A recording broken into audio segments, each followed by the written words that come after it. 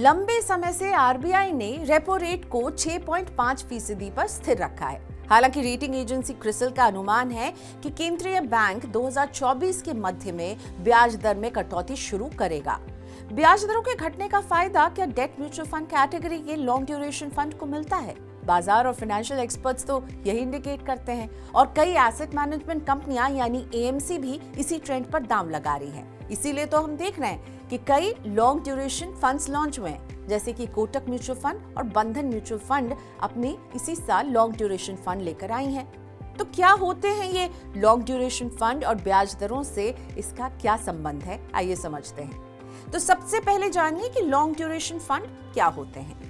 Long duration fund को long duration bond fund भी कहा जाता है। मार्केट रेगुलेटर सेबी के डेफिनेशन के मुताबिक लॉन्ग ड्यूरेशन फंड का पैसा 7 साल से अधिक की पोर्टफोलियो अवधि वाले डेट और मनी मार्केट इंस्ट्रूमेंट्स में निवेश किया जाता है। ये फंड चुनिंदा कंपनियों के अलावा केंद्र और राज्य सरकार को विकास कार्यों के लिए लंबी अवधि का लोन देते हैं। इन बॉन्ड की कीमत और ब्याज दरें एक दूसरे के विपरीत चलती हैं। जब ब्याज दरें बढ़ती हैं तो बॉन्ड की कीमतें गिरती हैं, क्योंकि लोग ऊंची दर के बॉन्ड में निवेश करने लगते हैं। ब्याज दरें घटने पर बॉन्ड की कीमतें बढ़ती हैं, यानी ब्याज दरों में वृद्धि के माहौल में बॉन्ड सस्ते मिलेंगे। बॉन्ड की कीमतों में बदलाव का असर म्यूचुअल फंड की नेट एसेट वैल्यू यानी एनएवी पर दिखता है।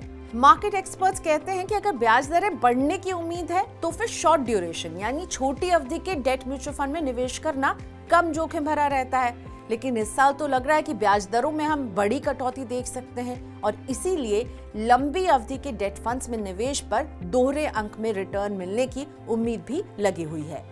मॉर्निंगस्टार इन्वेस्टमेंट रिसर्च के एसोसिएट डायरेक्टर हिमांशु श्रीवास्तव कहते हैं कि लॉन्ग ड्यूरेशन फंड लंबी अवधि की मैच्योरिटी वाले म्यूचुअल फंड्स हैं जो निवेशकों के बीच पसंद किए जाते हैं। इन स्कीम में निवेश के फ्लो से पता चलता है कि निवेशकों ने ब्याज दरों में कटौती की उम्मीद से इस फंड में पहले से ही रुचि दिखानी शुरू कर दी है।